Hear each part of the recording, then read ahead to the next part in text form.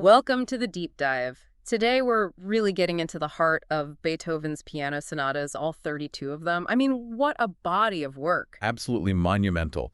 And we've got some great sources to help us unpack it all. Yeah, we're looking at Barry Cooper's sonata biography, which gives us that historical view, Yeah. right? And Beethoven's own changing attitudes. Exactly. Plus, we have bits from a course book for analysis, Schenker's deeper theoretical takes, and even things about performance from Czerny and Turk, and the actual pianos he used. Okay, so our mission here is to figure out what makes these sonatas still resonate so much, and also kind of trace Beethoven's own journey through this specific genre. Hmm. So if you've ever felt, I don't know, maybe a bit intimidated by just how many there are, or you're curious about how Beethoven the man connects to Beethoven the composer here, well, this is for you. Definitely. We're aiming to pull out the most interesting bits and connect the dots. Right. So let's dive in. Beethoven and the piano sonata.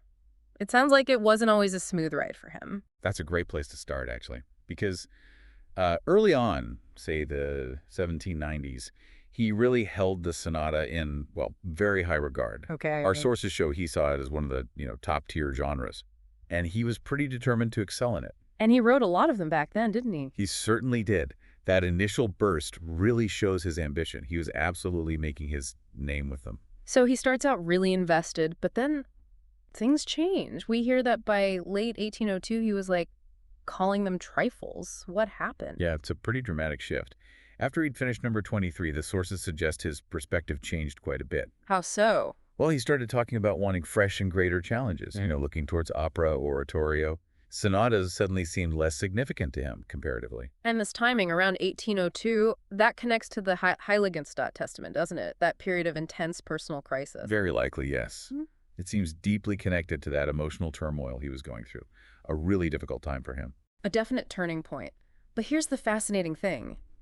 Even though he kind of dismissed them, he didn't actually stop writing sonatas, did he? Not at all. And that's what's so interesting. Some of his most revolutionary work in the genre actually comes after this point.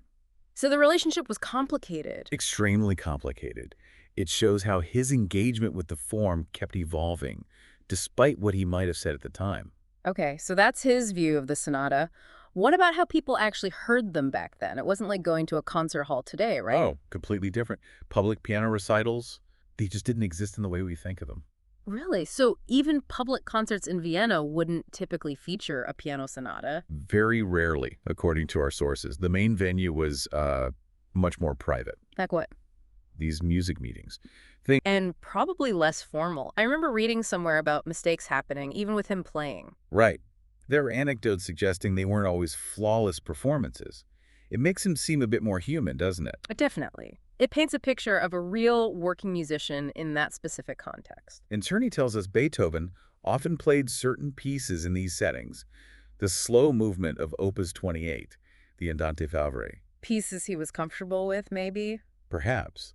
And then there are those really moving stories, like him playing the first movement of the Moonlight at a friend's funeral. Wow. That really shows the personal connection people had to the music in those close circles. Exactly. And the fact he kept playing, like Opus 101, even when his deafness was profound. Just incredible resilience. Truly. And it wasn't just him either. Other skilled players, like Baroness Ertmann, were performing his sonatas in these private settings too, so the music was definitely circulating. Okay, so that's the context. A very different world. Now let's get into the music itself. Those early sonatas, he's starting out, but already innovating. Right from the start. You see glimpses in the early sketches. There's mention of a sort of bagatelle-like idea in C major that might relate to Opus 2, number 3. Little sparks of ideas. Little seeds. And then you get something like Opus 7, the Grand Sonata. What was so grand about it? Well, for its time, it was unusually long and technically quite challenging. Barry Cooper even suggests its scale, especially that first movement, kind of hints at the Eroica Symphony to come. Ah, so already pushing the envelope in terms of length and scope. Definitely. And then Opus 22 comes along after the Septet and First Symphony. Sketches pop up around 1800. How's that one described? Structurally, it's fairly traditional, quite regular, but it's packed with these original touches, surprising moments.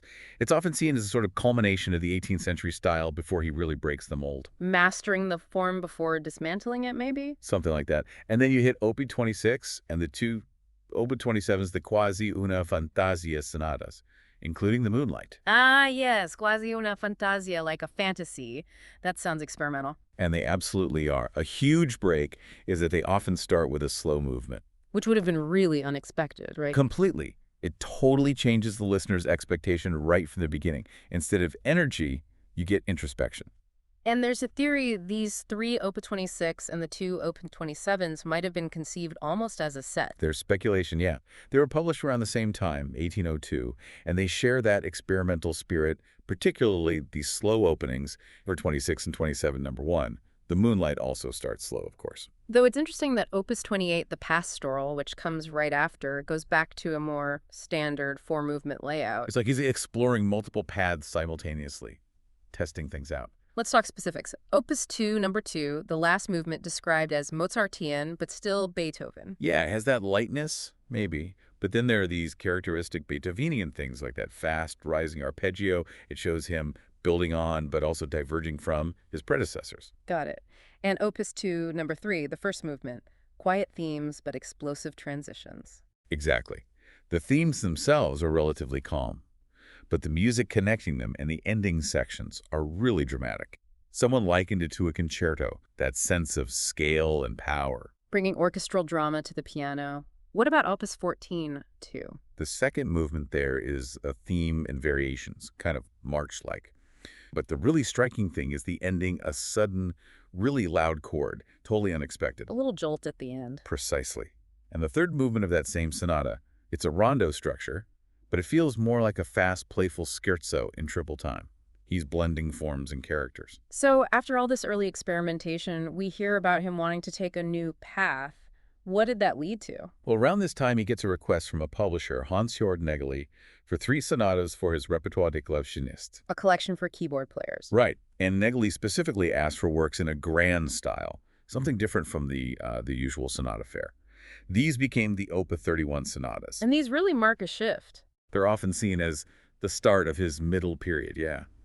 There's some fascinating stuff around their creation, too. Opus 31, number 1, for instance, originally had this big, slow movement, a grand andante. But he took it out. Yeah, a friend apparently suggested the sonata was too long. Beethoven initially argued, but then eventually swapped it for a shorter introduction leading into the finale. And the original andante got published later on its own. That's right. It shows he was willing to revise, Yeah. even based on friendly feedback. Pragmatic. What about Opus 31, number 2, The Tempest? Anything interesting in the sketches there? Definitely. The third movement's initial tempo marking was moderato, suggesting something maybe less fiery than allegretto, which it became. It points to a possibly slower, more expressive character initially. And isn't there a connection to his opera, Fidelio? Yes, the main theme has a really striking resemblance to a motif in Fidelio. It shows how ideas could move between different works in his mind. Fascinating. And Opus 31-3 starts unusually. Both the first and last movements begin unconventionally, on what's called a tonic 6/4 chord. It's a less stable version of the home chord, creating this immediate sense of slight unease or suspension, not your typical starting point. Clearly pushing harmonic boundaries, too. Yeah. So the Opus 31s are a real landmark. What about later on, post-1802? The innovation continues, right? Oh, absolutely. It arguably intensifies. Take Opus 78. We know there were late revisions just before publication in 1810. Like what?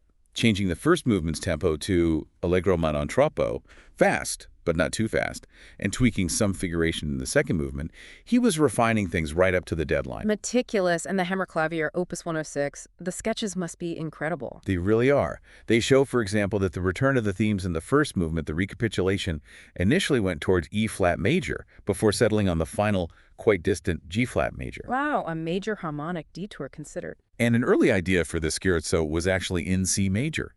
Plus that distinctive triplet figure in the slow movement. That rhythmic idea apparently came before he'd fully worked out the melody it supports. So the process wasn't always melody first, then rhythm. Interesting. Not always, no.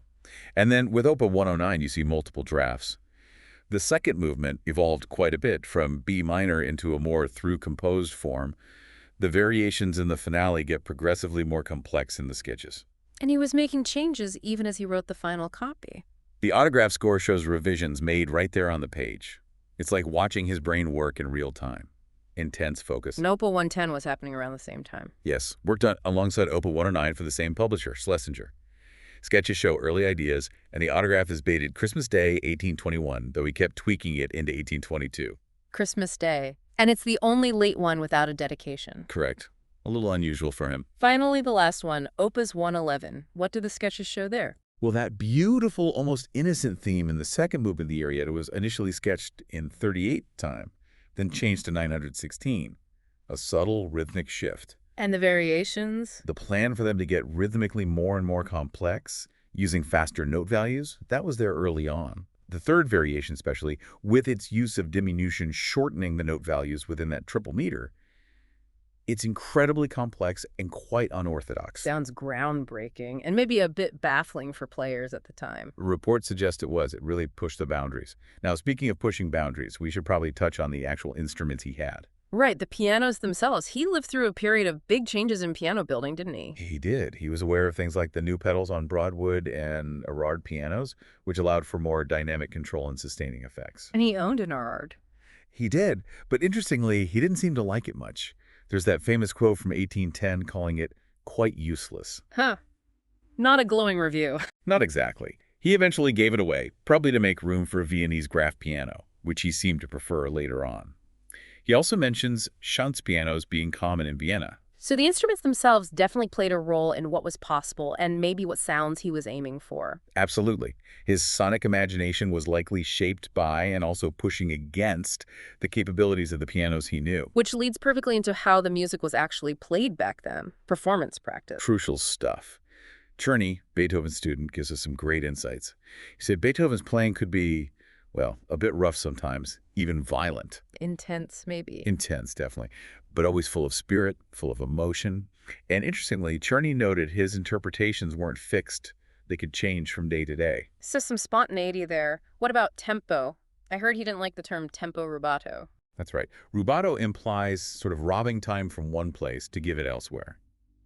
Beethoven preferred to talk about a free interpretation, one that followed the spirit and feeling of the music, not necessarily a rigid metronome beat, but also not just arbitrary changes. More about overall expression than just fiddling with the tempo. Exactly. And ornamentation, like trills. There were specific ways to play them, How so? often starting on the upper note, the auxiliary note, rather than the main note.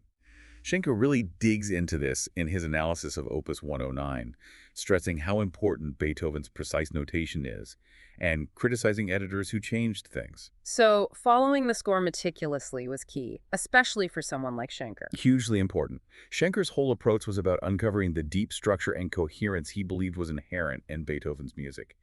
He focused on Beethoven's careful notation. And he often took editors to task. Oh, frequently. He felt they often missed subtle but crucial details that revealed the underlying musical logic. He talked about linear progressions, Yeah. Zug, right? What was that about? Basically, he saw these underlying melodic lines or patterns as fundamental to how Beethoven structured his music, kind of like elaborations of basic counterpoint rules, but used much more freely.